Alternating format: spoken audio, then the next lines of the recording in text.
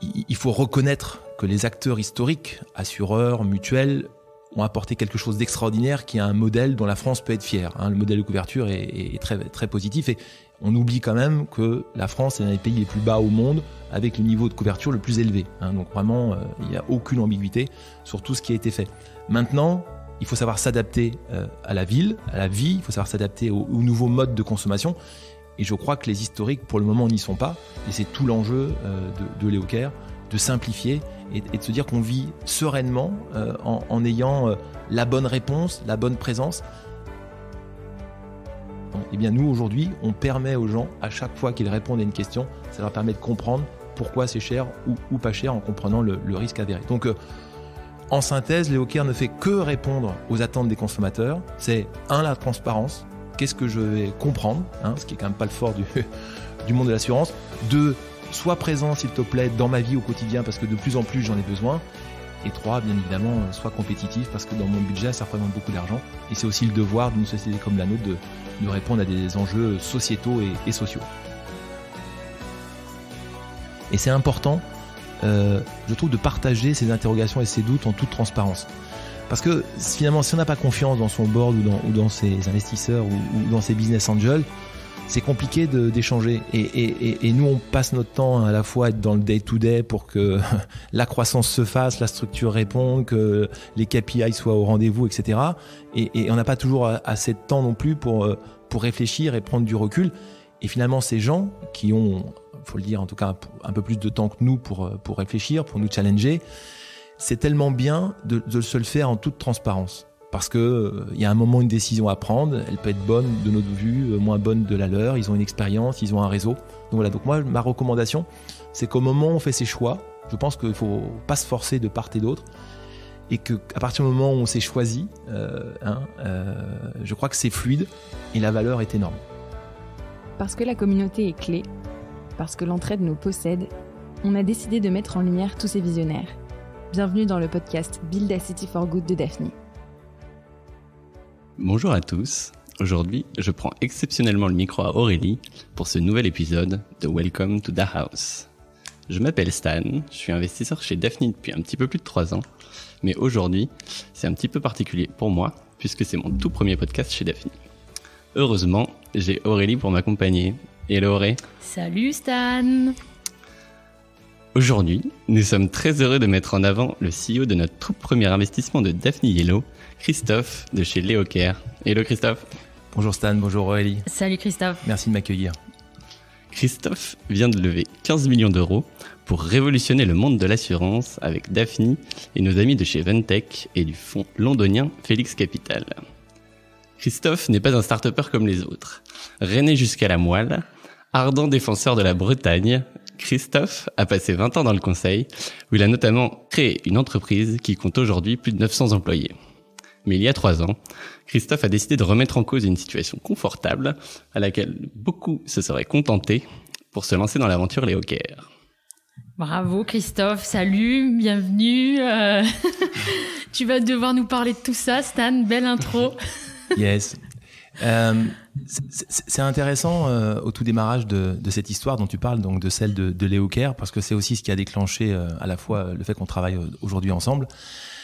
En 2000, il y avait ce qu'on appelait la convergence, qui était un enjeu important, puisque c'était la réunion entre ce qu'on appelait le monde des télécoms et le monde de l'information. Et j'ai eu la chance avec mes 2 précédents cofondateurs, en l'occurrence Laurent et Hugues, de vivre 15 ans incroyables où on a connu finalement les transformations digitales de tous les secteurs d'activité B2C. On a démarré en 2001, tout le monde se souvient du triple play et l'arrivée notamment de Free, et puis après on a eu l'évolution des médias, et puis après l'énergie, etc. Et quand on fait la synthèse, en tout cas moi personnellement quand je me retourne, ce qui m'arrive pas souvent, on a constaté 3 choses. C'est que les secteurs d'activité en France, B2C, ont été révolutionnés par le digital pour 3 raisons. La première, systématiquement, il y a une évolution réglementaire. C'est important pour finalement ouvrir le débat et le churn. Le deuxième point, les Français ont démontré qu'au fur et à mesure, et on le voit encore plus aujourd'hui dans l'alimentaire et les nouvelles marques, s'approprient très rapidement un service. Donc on fait de moins en moins attention à la marque, Ce qu'on veut, c'est que ça nous serve. C'est le deuxième point. Et le troisième point, des ruptures technologiques. Parce que c'est pas Stan qui me dira le contraire, que lorsque l'on veut exister sur un marché, si tout le monde sait faire la même chose le lendemain, ça n'a pas beaucoup d'intérêt. Donc il faut bien aussi faire la différence sur ces éléments-là. Donc c'est sur la base de ces 15 ans, je dirais, multisectoriel B2C, qu'est arrivé avec Noureddine la volonté, l'énergie incroyable d'aller combattre les grands de l'assurance pour être le leader de demain. Et ouais, et donc du coup, Noureddine, qui est ton cofondateur, que tu as rencontré à quel... Comment ça s'est passé ? Eh bien, Noureddine, on se connaît depuis 2010, puisqu'on Noureddine était le patron de ce qu'on appelait la Digital Factory à l'époque chez Niji. On a une chance, Noureddine, c'est qu'on est parfaitement complémentaires, et je crois que quand on mène la conquête qu'on est en train de réussir, forcément il faut avoir cette complémentarité, bien sûr en termes de compétences, et puis surtout cette confiance humaine. Je crois que quand on repart de zéro comme on l'a fait en 2017, que l'on regarde la taille de ceux qui sont en face de nous, il faut être assez sûr de ses assets et il faut avoir une confiance forte dans l'autre pour ne pas être abandonné aussi en cours de chemin. Et je crois que ça, c'est un élément important quand on est un entrepreneur et que l'on dit haut et fort qu'on va devenir une marque qui va marquer le marché de l'assurance et qu'on le fait à deux. Eh bien, il faut s'assurer que à tout moment, on sera bien à deux, peut-être à 3, à 5 plus tard, bien évidemment, en termes de rente. Mais voilà, ça, c'est un premier élément. On a eu la chance de travailler ensemble longtemps. On se connaît la complémentarité, la force et les faiblesses de l'autre et la confiance mutuelle qu'on a l'un envers l'autre. Et avec Noureddine, il y a un autre truc, c'est que vous avez fait un choix assez fort pour pas mal de startups. C'est que vous avez commencé à Rennes, à Cesson-Sévigné même. Mais est-ce que tu peux, nous on a vécu ça avec Swile, on a vécu ça avec Give à Bordeaux. Est-ce que tu peux nous expliquer ce que ça change, toi, dans le quotidien, le fait d'être à Rennes ? Parce que ton autre boîte était à Paris ? Pareil, à Rennes et à Paris, et dans d'autres villes de France. D'accord. J'y reviendrai. Je pense que ce qu'on a vécu par le passé est en train un petit peu de changer suite au confinement et au télétravail. Mais pour répondre à ta question, et tu as nommé des entreprises qui sont dans votre portefeuille, j'ai en tête d'autres exemples aussi comme ça qui ont amené une complémentarité entre une présence en province et un développement parisien. C'est vrai que si on compare au marché allemand avec les Landers ou autres, la France, on peut dire ce qu'on veut, mais les grandes marques, quand on veut faire des partenariats, c'est Paris. Et à côté de ça, on a démontré par le passé, par exemple Rennes, qui était quand même la ville des télécoms, qui a vu beaucoup de brevets, dispose aussi d'écoles de développement. Donc quand on a vécu par le passé ce qu'on avait vécu avec Noureddine, on savait qu'en étant à Rennes, en termes de technologie, de savoir-faire, de process, on allait être capable de nourrir finalement notre ambition et quelque part sans fin au regard de la taille de la capacité industrielle technique de Rennes et de la Bretagne par rapport à ça. Maintenant, au moment où on veut se développer, qu'on fait des partenariats avec des grandes marques, qu'elles soient dans les télécoms, l'énergie, etc., on sait qu'il faut, dans le marketing, dans la dimension commerciale, exister à Paris. Moi, j'aime cette ville. Je suis pas né à Paris. Je travaille à Paris. J'ai fait ma prépa à Paris je dirais pas quelle année, tellement c'est vieux. On n'aurait pas osé demander, voilà. Christophe. Je crois que c'était faut le dire, en 90. Bref. Mais plus sérieusement, je trouve extraordinaire. Je sais pas, tout le monde n'a pas cette chance. Moi, en tout cas, j'ai cette chance à la fois de voir l'énergie technologique que l'on peut avoir dans une ville comme Rennes. Et le fait de se promener dans le métro à Paris, de regarder des affiches, de rencontrer des étrangers, des fois devant des bars la nuit ou dans des boîtes de nuit, de faire des rencontres incroyables.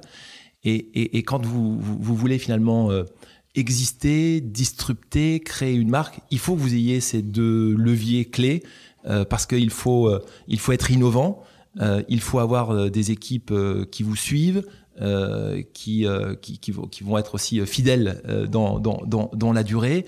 Vous ayez les certitudes aussi de pouvoir faire croître finalement la capacité technique.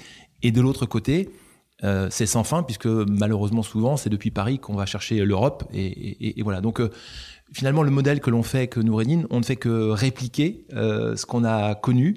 Voilà. Alors après maintenant avec ce que l'on vit, c'est vrai que c'était à l'époque on ne pensait même pas pouvoir signer un contrat avec un partenaire sans le voir et sans aller voir les achats, aller à la défense ou bref quel que soit le lieu du siège de ce groupe. Voilà, je pense que là, il n'y a plus trop de ce sujet. Je pense que nous, on a signé... C'est bon vivre à Rennes. Alors, écoute, c'est une ville, je crois qu'il faut être honnête, il y a eu ce petit sentiment d'infériorité de Rennes, notamment par rapport à Nantes, par rapport à la taille de la ville, etc. Je crois qu'il faut être très clair, il faut reconnaître que l'investissement qui a été fait par l'État, notamment dans la voie de chemin de fer, la TGV en 1h25, c'est rien. Moi, entre les deux locaux, entre ceux de Paris et ceux de Rennes, métro compris, je crois que je mets 2 heures. Donc, ce qui est quand même pas grand-chose. Il y en a certains qui, malheureusement, mettent ça le matin pour venir au travail. Donc, c'est un confort. Mais pour répondre à ta question, Rennes est en train d'avoir beaucoup d'assets. La proximité avec Paris. Je suis pas au office du tourisme. On est d'accord. Non, mais je réponds à la question. Juste breton. Voilà. Top. Mais voilà, le métro, la création de cette nouvelle unité là où on se trouve au Champ-Blanc avec Digital Square, etc. Donc tout ça est une grosse dynamique. Je crois que c'est un asset vraiment pour les hawkers d'être à Rennes, dans la dynamique dans laquelle se trouve la ville, j'irais jusque plus loin que Rennes, je dirais produit en Bretagne. Je crois que c'est la seule région qui a su comme ça brander une marque de production. Donc ça c'est aussi un élément. Oui, on essaye d'offrir à mes collègues, nos collègues, et je ne fais pas que l'offrir, ils construisent aussi avec nous. Trouver à la fois, je pense, ce confort, un confort de travail. Un confort de travail, pour moi, ça veut dire énergisant, de remise en cause, intellectuellement, d'être challengé. Se dire que ce que je suis en train de développer, ça sera demain dans des millions de mains de Français. Aujourd'hui, c'est dans plus de 200 000 poches. Demain, ça sera dans plusieurs millions. Donc, je pense que c'est aussi assez satisfaisant par rapport à ça. Et en effet, d'avoir un cadre de vie qui permet d'avoir la ville de Saint-Malo à un peu plus d'une demi-heure en voiture. Et les Queen Amman, et les galettes saucisses, et tout ça. Bah ouais, on imagine, ça donne envie. Christophe, on peut en profiter parce que vous avez une croissance qui est complètement dingue en ce moment. Vous allez recruter des tonnes de gens. Vous recrutez à Rennes ou à Paris, là? Eh bien, écoute, les deux, Stan. Comme tu le sais, t'as validé le BP. Mais attendez. Est-ce qu'on peut quand même repartir avant de parler de tout ce que vous faites? Qu'est-ce que vous faites chez Léo Care? Yes, c'est Stan, il m'a emmené tout de suite là. Non, parce que ça doit être une évidence maintenant, normalement. On voulait te parler aussi de toi, on voulait parler de l'aventure, de Noureddine, de votre rencontre, on voulait parler du fait que vous étiez basé à Rennes, mais on n'a toujours pas parlé de ce que fait et qu'est-ce que Léo Care est en train de résoudre. Et comme tu dis, vous êtes en train de réussir une conquête. Tout à fait. Alors, c'est laquelle ? Comme je reprends juste Stan, on a fait plus de x7 de notre chiffre d'affaires sur 2020. Donc, dans le contexte que l'on connaît, on va rester humble, mais on peut être quand même satisfait du travail accompli. Je pense que le Covid, je suis désolé de dire ça, mais c'est une réalité, a été une opportunité incroyable pour les hawkers. Parce que le Covid a démontré, là où finalement la vision qu'on peut avoir de l'assurance, en tout cas les assureurs historiques ont cette vision, en gros, un jour je te séduis, ça s'appelle la souscription, et puis un jour il y a la suspicion, ça s'appelle gestion de sinistre. Et entre les deux, je sais pas qui tu es, et ça dure 5 à 6 ans, parce que c'est à peu près la moyenne par rapport à un sinistre. Je pense qu'à la date, dans la ville, dans notre vie aujourd'hui, au sens consommateur digital, c'est tout simplement inacceptable de payer chaque mois aller entre 50 et 60 euros pour sa voiture et une dizaine d'euros, vingtaine d'euros pour son logement. Tout ça accumulé dans son budget mensuel, on ne peut plus accepter de dire simplement qu'on espère que dans 5 ans, ça va servir à quelque chose.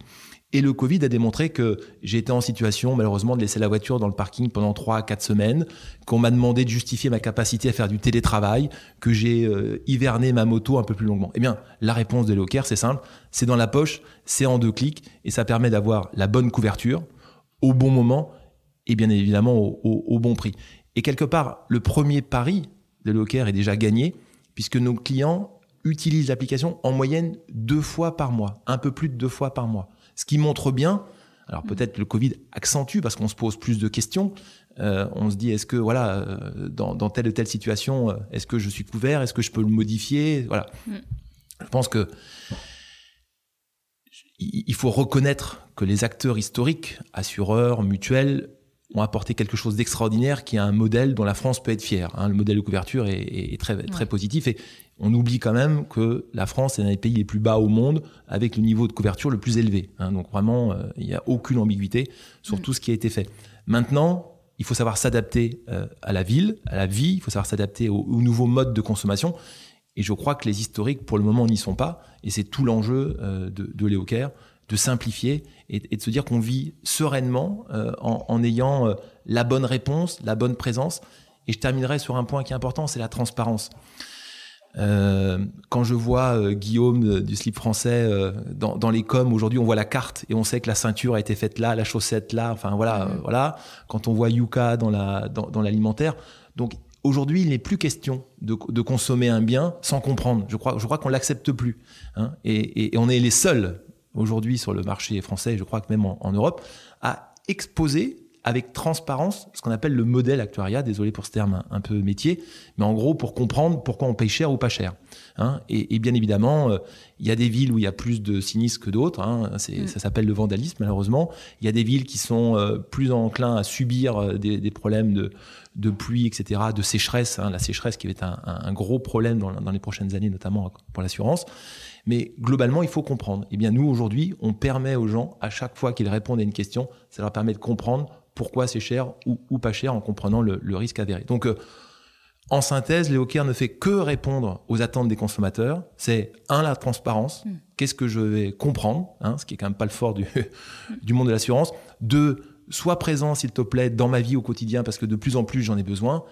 Et 3, bien évidemment, sois compétitif parce que dans mon budget, ça représente beaucoup d'argent. Et c'est aussi le devoir d'une société comme la nôtre de répondre à des enjeux sociétaux et sociaux. Ah bah écoute, je crois qu'on est, on est au clair là maintenant. Écoute, tu voulais lancer ta question ?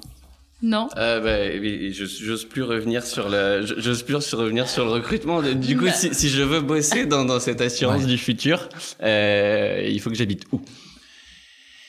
Je crois que partout sur le globe, on a démontré, notamment avec le premier confinement, qu'on a traité le confinement au sens physique de nos collègues dans le week-end. C'est-à-dire chacun a pris son PC sous le bras, pouf, que ce soit les équipes de customer service, l'équipe produit, les équipes de développement, etc. Je dirais que ça n'a eu aucun impact, sincèrement, de productivité pour nous. Donc, je pense que si on a du talent, si on a une énergie, si on se sent à la fois conquérant sur un marché et aimer être challengé, je pense qu'on peut être partout dans le monde pour travailler chez Léo Caire. Alors, en étant un peu plus concret, on a dans notre organisation plutôt mis la partie technologique et customer service donc dans nos locaux de Rennes et la partie produit et business sur Paris. D'accord. Mais encore une fois, je crois qu'on a pris une leçon. Alors, vous connaissez certainement mieux que moi le marché européen, mais pour connaître la Finlande, la Norvège, etc., ça fait bien longtemps qu'on a le droit en Finlande de travailler chez soi 2-3 jours par semaine et on n'est pas tagué de se cacher ou de pas être efficace. Donc nous, on est en train de le découvrir, la société à découvrir. Ça nous oblige, surtout les grands groupes, je pense, en termes de management, à regarder différemment. On doit mesurer la performance sans être sûr que la personne qui est dans le bureau à côté fasse son travail. Donc Stan, pour répondre à ta question, voilà à peu près les 2 barycentres quelque part pour Léo Caire. Mais quand on veut quand on veut devenir l'acteur et être reconnu dans ces éléments différenciants, il faut être capable, je pense, d'aller prendre les talents là où ils sont. Et je crois que l'enjeu, c'est pas de savoir où ils sont, c'est surtout à Léo Caire de savoir les intégrer, et quel que soit leur univers. Nous aujourd'hui, je crois qu'on a une diversité incroyable dans ces entreprises. Et je vais le dire avec émotion dans ma voix, mais j'en suis fier. Qu'on ait des gens d'origine sociale différente, d'origine ethnique différente, d'âge différent, de culture sociale différente. Et je peux vous promettre que ça crée une richesse incroyable. Parce que les gens qui sont là, ils ont pas un combat personnel, en tout cas, ils ont un enjeu, ils ont un objectif personnel, mais au global, tout le monde regarde dans la même direction. Et c'est extraordinaire de voir finalement ce qu'on a su faire déjà pour cette première étape. en termes, je me retourne vers Stan, en termes de CAC, en termes de KPI, en termes de multiplication par 7 du chiffre d'affaires, la technologie qu'on est capable de mettre en place, dont on est propriétaire et qui a été brevetée.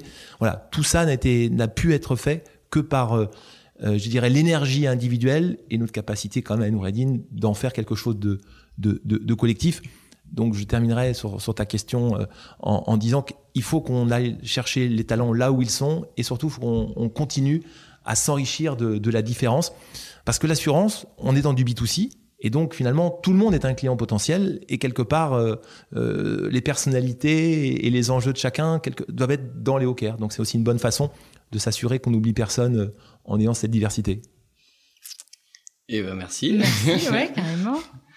Moi, je voudrais changer de sujet complètement parce que là, vous avez levé 15 millions, t'as 20 millions sur le compte en banque. Yes. La vie est belle. Mais alors rémunéré à 0,15%. Hein, c'est 4. Voilà. On est surtout là pour le valoriser. Et si on revient un peu en arrière, vous avez fait un truc qui est super rare sur les startups françaises, c'est que vous avez levé des fonds auprès de particuliers. Yes. Alors on va faire un peu de pub. Vous avez utilisé la plateforme Cryptown, mais vous avez fait ce qu'ont fait les Revolut en Angleterre, ce qu'ont fait les N26 là-dessus. Est-ce que tu peux nous expliquer un petit peu? Grand moment de frustration. C'est-à-dire que la France a cette particularité au monde d'avoir à peu près 40% du marché détenu par les mutuelles. Avec cette approche qu'on connaît, on dit sociétaire, qui n'existe nulle part ailleurs, où quelque part on prend son assurance et on devient, entre guillemets, un petit bout actionnaire de la mutuelle. Nous, c'était notre conviction.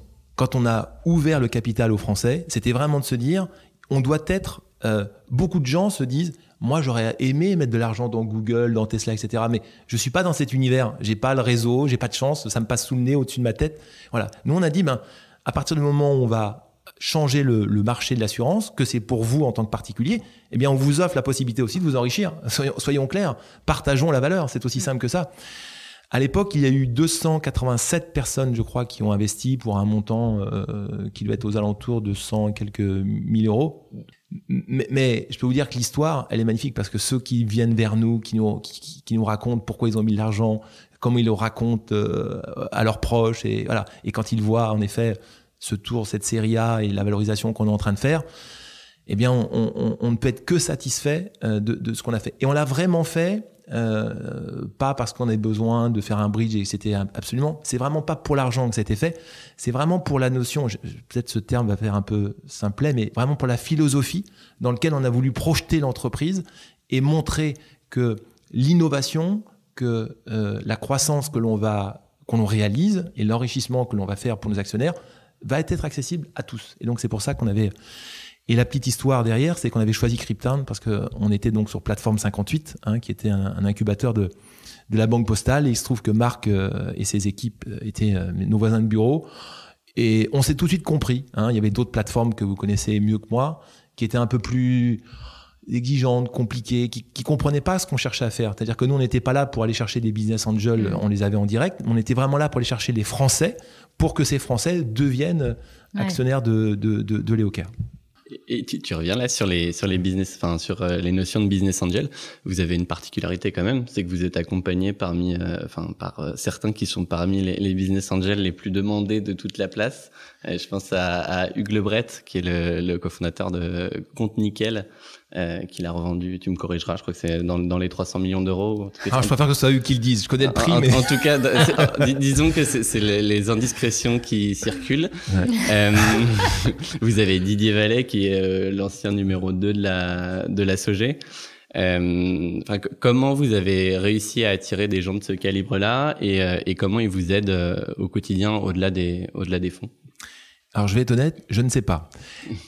Plus sérieusement, dans notre tout premier investisseur, il y a Jacques Verlingue, qui est à la fois une famille bretonne et je crois le plus gros courtier indépendant en France. Je crois que c'est une société qui doit faire à peu près une collecte de 2 milliards d'euros de primes par an.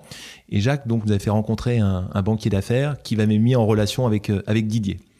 Et j'espère que Didier n'écoute pas quand je vais dire ça, mais la personne me dit oh là, tu vas voir, c'est un banquier, il est pas drôle, ça va pas être facile pour toi. Désolé Didier. Ah bon. Et ça va être sympa le board. Le prochain board en avril va être dur pour moi.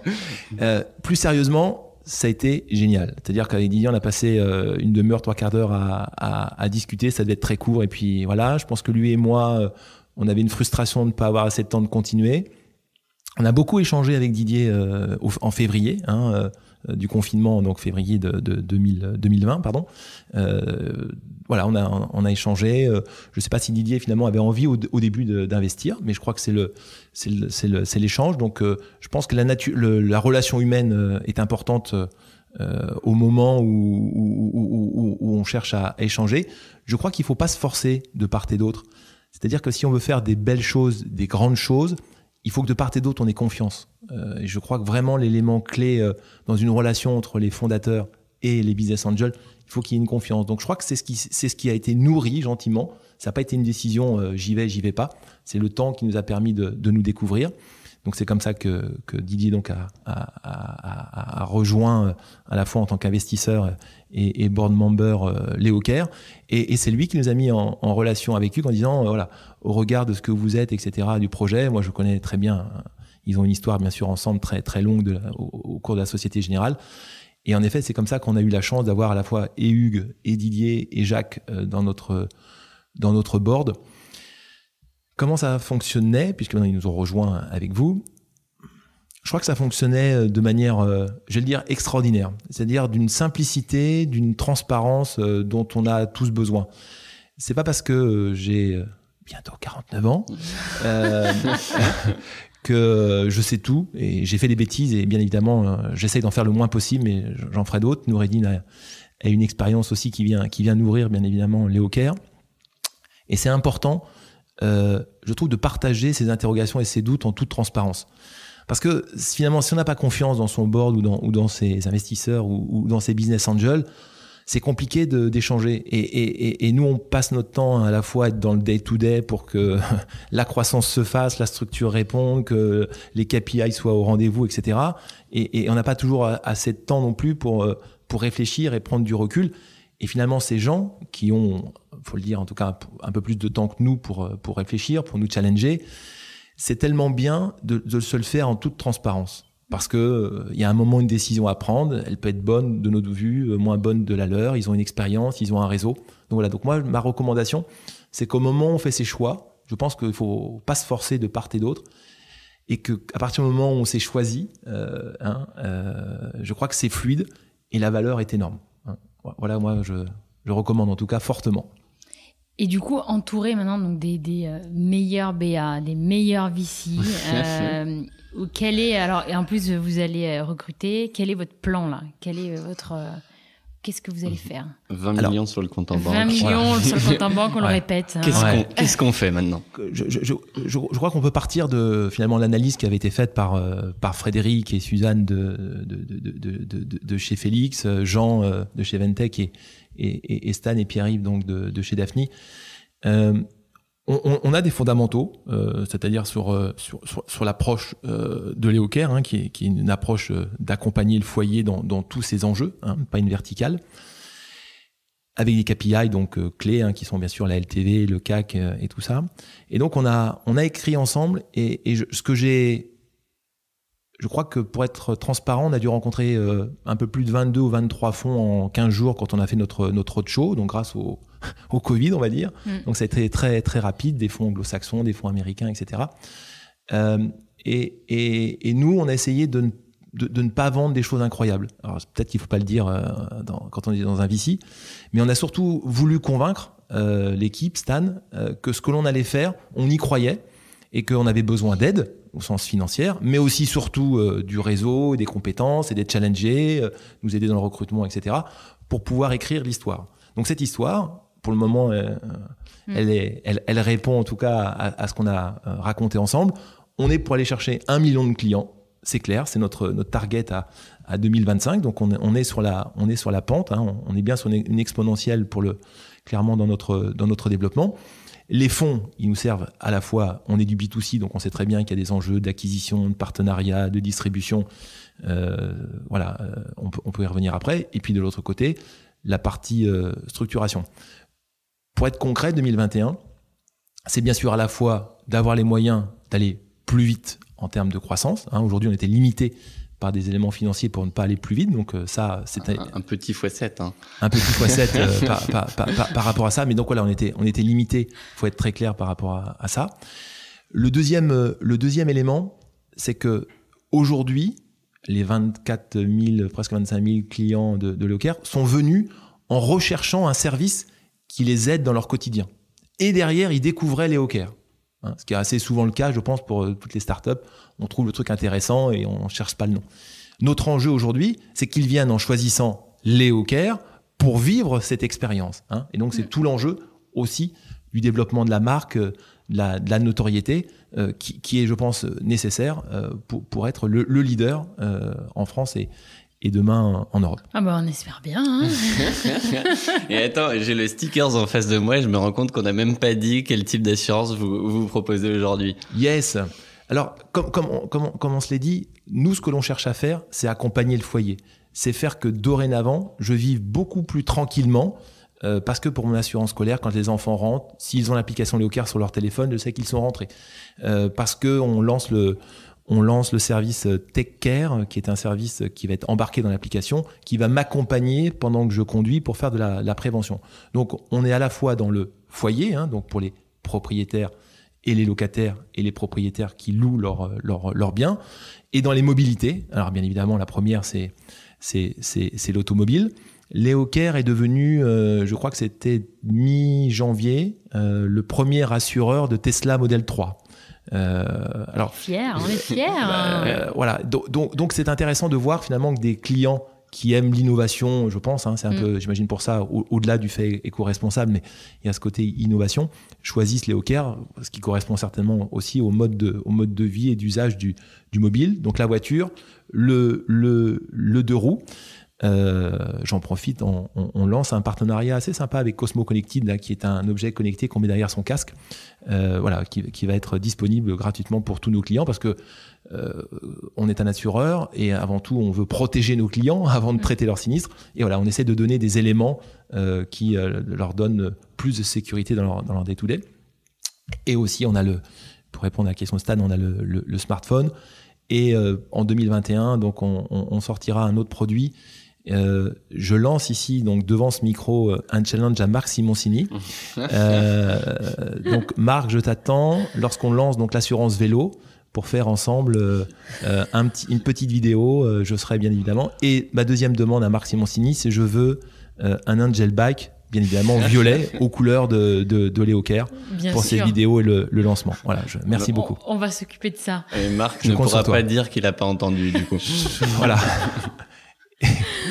Je compte sur vous. Bon bah super, écoute, ça nous donne une belle vision de ce que vous êtes, ce que vous allez faire, ce que vous comptez apporter, et c'est beau, bravo, et bon courage. Non, et puis on va quand même finir, attends, on n'a pas fini. Là on fait un petit merci à la fin, mais on avait des questions à la fin. On voulait savoir la dernière fois que tu as dit je t'aime. La dernière fois que tu as dit je t'aime, la dernière fois que j'ai écrit et que j'ai dit je t'aime, c'est à mon fils Clément, qui a eu 21 ans vendredi dernier, et que je lui ai demandé, Clément, quel est le plus beau cadeau, voilà, on parle pas d'argent, et donc il m'a répondu qu'il voulait trouver un travail qui fasse le mix entre l'équilibre perso et pro, et donc je lui ai écrit, écoute, je t'aime. Oh. Voilà. J'adore cette question parce que bon, voilà, on sort un peu du contexte Leocare. Et la deuxième, vas-y. Quel est l'entrepreneur Christophe avec lequel tu rêves de prendre un café? Waouh, je crois que c'est dur parce qu'une seule, c'est dur.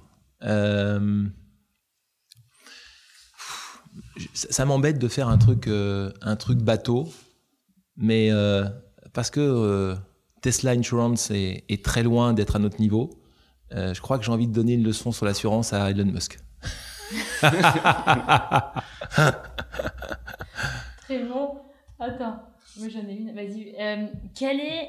Pardon. Alors, ensuite, ta dernière recette que tu as réussi. Alors là, faut pas que je mente parce que ceux qui vont m'écouter le que tu as réussi est important dans la question. Je dois être fort en gâteau au yaourt. Alors si, on se moque toujours de moi parce que quand on est à la mer ou autre, le samedi à cette période, je fais Saint-Jacques-Riz. Donc c'est hyper facile à faire, c'est juste savoir ouvrir des Saint-Jacques, les mettre à la poêle avec du beurre et savoir bien faire. Voilà, c'est à peu près, je crois, mon niveau plafond. Voilà, faut que je regarde certainement plus les émissions à la télé pour. Et l'entrepreneur n'a pas le temps. Mais du coup, la dernière question est extrêmement logique parce que tu vas avoir une super recommandation de resto pour nous. Ah ouais, surtout en ce moment, c'est compliqué. Si on va à Rennes, on va où? Il y a rue Paul Bert à Paris, une famille de restaurateurs. Je crois qu'ils ont 3 ou 4 restaurants qui s'appellent. Alors ils en ont 4, je sais plus les noms. Les Cahiers du Bistrot, je crois, ou Bistrot Les Cahiers, je sais plus, c'est un des deux.